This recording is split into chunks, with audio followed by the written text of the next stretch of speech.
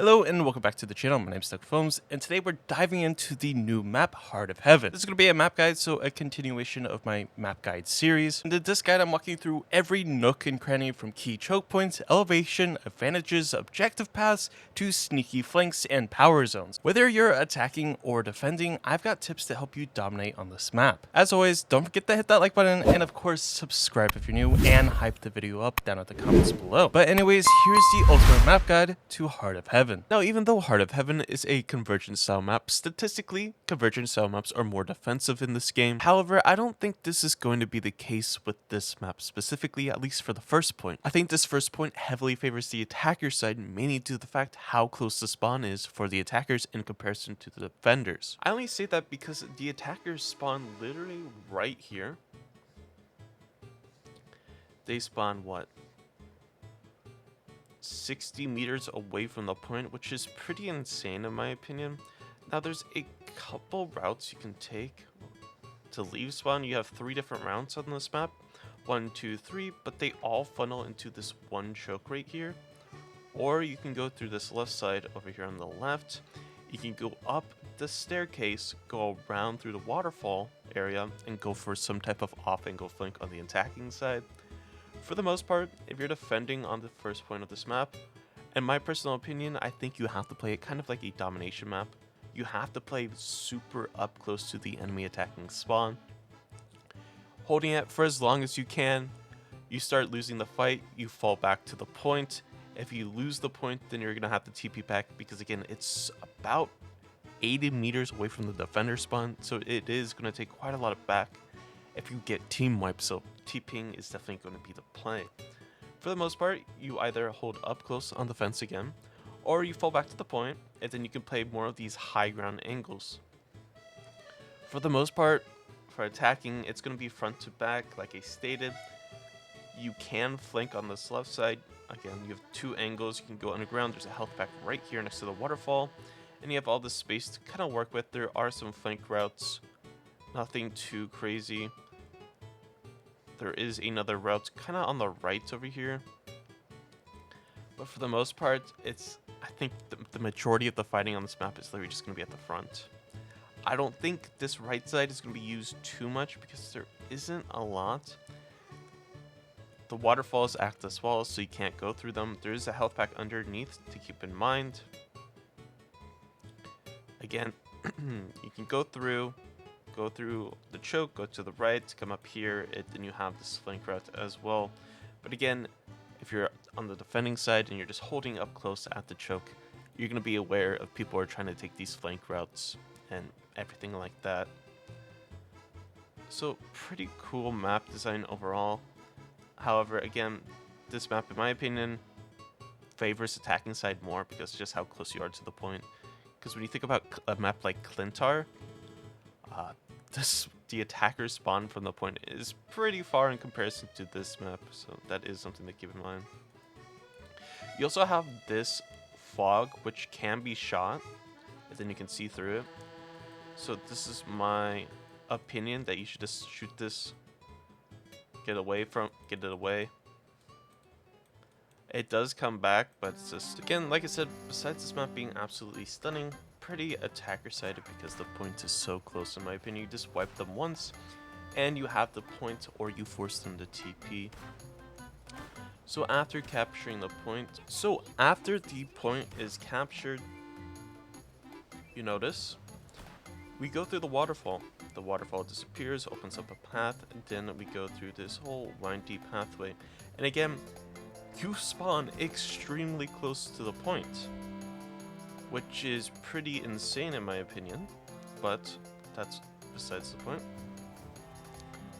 Basically what we're doing is we're just pushing the cart. In my opinion, it's kind of like the map of Racco. You want to take control of this high ground position as fast as possible because the enemy spawn is over here on this side of the map, a little bit further away. So you definitely want to take control of this top bridge as quickly as possible so to fight them. Again, you want to stage high ground. You could also stage to the left because the cart's going to go around, then up, and around to the bridge as well. So just controlling this lane is all you really need to do. You don't necessarily need to worry about the right side after pushing past this point, because for the majority of the time, the only flank route from the defender side is going to be having to go through the bridge and then coming out of this left side area. There is no area they can really flank around on the right, so that is something to try to keep in mind, is that if you have control of the bridge and if you have control of this left lane, that's really the only way they're going to be coming from. You don't have to worry about the right side, so that is something to keep in mind. You have these flank paths, you have these little areas for high ground, for staging, so if you were to hold the points, say here on the defensive side, you could play up top up here and watch, but again, it's very hard for the attackers, it's very hard for the defenders on this map to really do anything. I'm not really sure why. There's a lot of walls, there's a lot of areas, but it's so attacker sided because you just spawn so close to the point that it doesn't really matter in my opinion.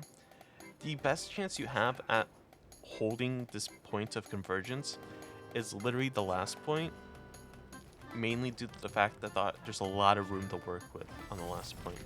So again, after capping the second point, you spawn right here, right next to the point for convergence, which is, I don't know, it's just crazy to me that you spawn so close. But for the most part, you have health pack here, keep in mind, on the left side, you're gonna have a health pack over here as well.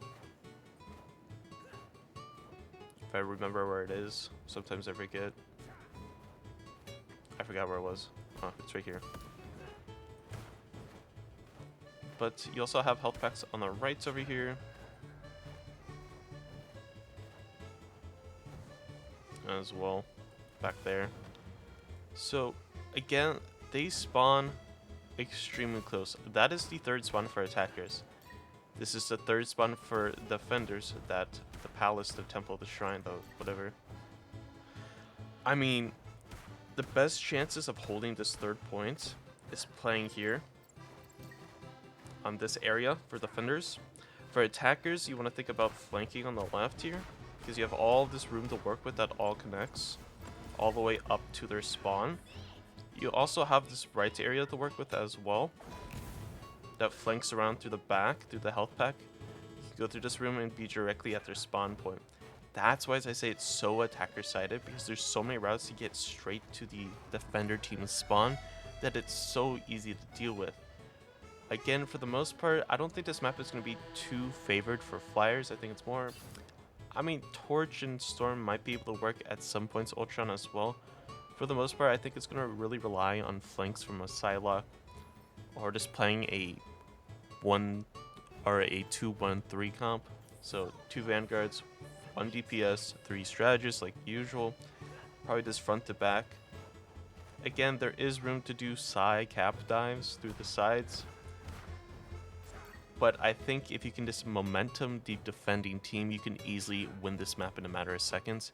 Purely for the fact that you just spawn so close, and the defender spawns so far from the point that you can use all of that to your advantage. But overall, the map is very aesthetically pleasing. Now, I just want to show you, or give you a further emphasis at why this is so attacker-sided. So if you look, this is defender spawn, the first point.